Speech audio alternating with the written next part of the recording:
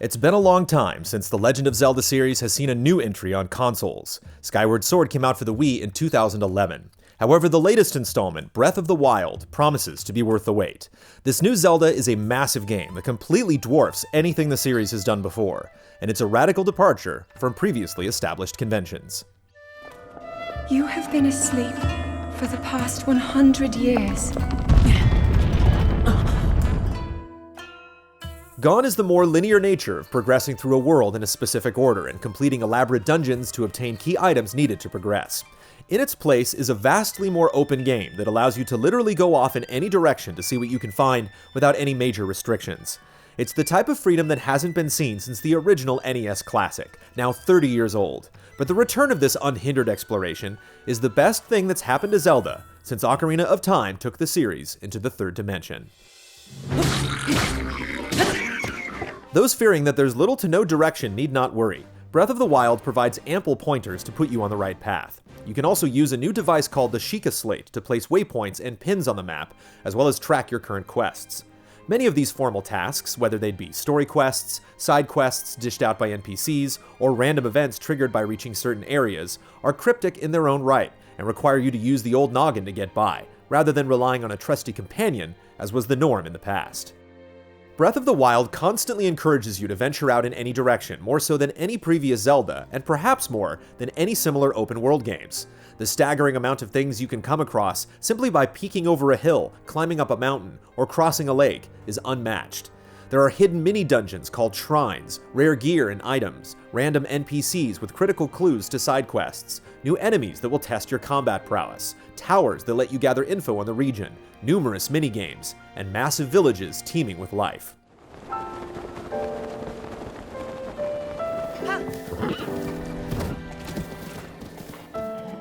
You can easily lose yourself for hours on end simply seeing all there is to see, and even then, you're likely to have missed so much you don't even realize.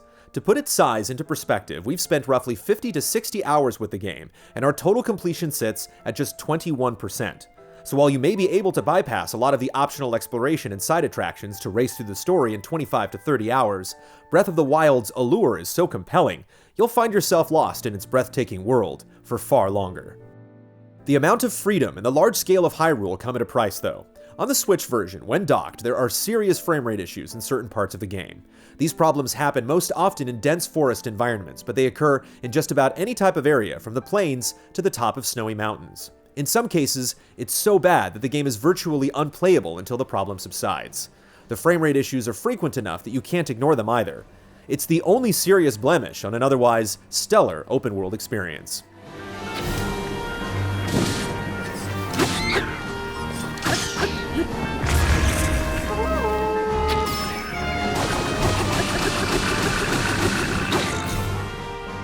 With this sense of freedom comes the perils of surviving this new Hyrule. For many years, the Zelda series has been too easy with all of its hand-holding and enemies that never really pose a threat.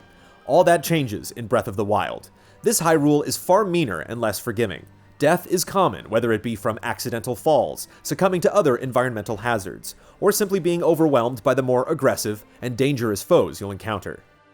Compounding your survival problems is the addition of durability to all of your weapons and tools, as well as the return of the stamina system.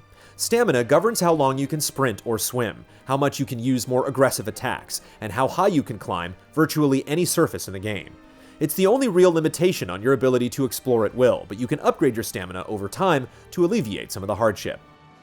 Likewise, in combat, there's the constant threat that your weapon, shield, or bow will break at any moment, leaving you temporarily defenseless. It's easy to toggle between weapons on the fly, but what will ultimately be your downfall is rushing into battle ill-prepared. Whether you're fighting a new type of enemy or stumbling across a more boss-like encounter, it's common for them to get the better of you on your first try. However, Breath of the Wild pushes you to be more strategic and utilize the tools that are given to you, like using the terrain to gain an advantage, or tracking down a more appropriate weapon or piece of gear to exploit a foe's weakness. The durability system also makes rare weapons all the more precious, so using powerful swords or axes haphazardly can come back to haunt you. What this all amounts to is not only a lot of dying, but far more challenging combat situations that feel more rewarding than anything this series has delivered in a long, long time.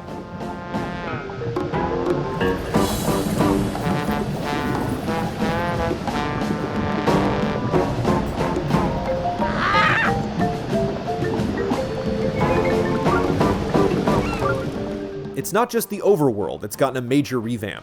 The patented Zelda dungeons have also been overhauled as part of this new evolution. Scattered across the world are over 100 shrines that are self-contained mini-dungeons with their own unique challenges. The first few serve as tutorials for new special items called runes, which grant special abilities ranging from hurling remote bombs to being able to move metal objects around with magnetism. The later shrines get progressively more complex, at times requiring you to use a combination of different rune abilities to solve puzzles. Others focus strictly on combat challenges against various opponents. Some of the puzzles are rather difficult, and they can get really cryptic too. These mini-dungeons feature some of the best individual puzzles in the series, which is very impressive. There's plenty of incentive to track down shrines too, since they reward you with spirit orbs, which are the most common way to upgrade your life meter, and the only way to upgrade your stamina gauge. Not to mention, some shrines also contain precious unique items. Dotting the land with these shrines is one way the game encourages you to keep exploring every nook and cranny, but there is a small drawback to this system. While there are 4 traditional dungeons, they don't quite live up to some of the best dungeons in the series. They each have clever hooks, but a majority of the puzzles are simply derived from what you've already seen in the shrines. Aside from one dungeon, they're all pushovers and take much less time to complete than dungeons found in previous entries. The numerous shrines and their ingenuity help to balance out the lack of traditional dungeons, but it still leaves us yearning for more. However, the bosses in these dungeons are something else. While there are several boss-like encounters scattered across the overworld, they're not nearly as complex or challenging as the dungeon bosses. They not only require combat skill, but clever thinking and strategic use of the battle arenas. There are no key items from the dungeons that will exploit their weaknesses either. It's a fitting complement to the game's brutal nature.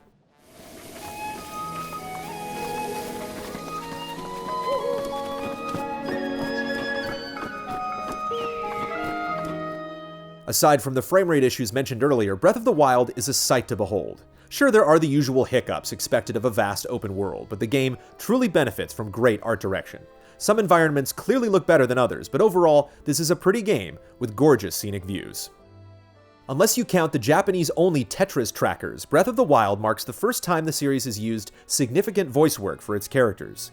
All of the major NPCs have spoken dialogue, though Link remains a mute as usual.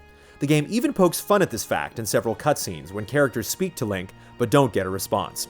It does feel a bit weird not having him engage the cast at times, and considering how much of Link's personality is defined in the narrative, the usual excuses for why he isn't given a voice don't seem to justify the decision as strongly as they did in the past. The developers have taken an interesting approach for Breath of the Wild's musical score. Most of the time you simply have ambient noises and a few notes playing here or there, which is really effective at immersing you in the moment. However, there is a traditional score too, which kicks in when you arrive in a town, enter a shrine, or visit a new location. The game's music also serves to inform and alert the player to certain happenings, like when the temperature changes, you approach nearby enemies, or during more significant events. It's a more organic use of sound, but it works well, even if it feels like there's less traditional music than in previous games.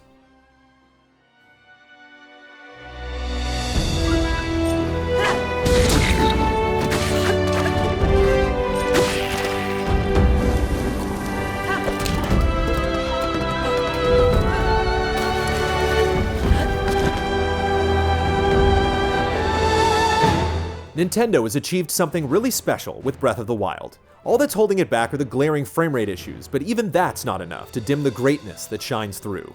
After trying for nearly a decade, the Zelda team has finally made a radical departure from the established Zelda formula. This is a bold new direction for the series, one that so perfectly embraces the spirit of the original NES adventure and reimagines it for a new generation. Rather than striving to outdo Ocarina of Time, Nintendo has given us something entirely different, yet its impact is just as profound. Breath of the Wild is a landmark game that's hopefully just the start of an amazing future for Link's continuing adventures.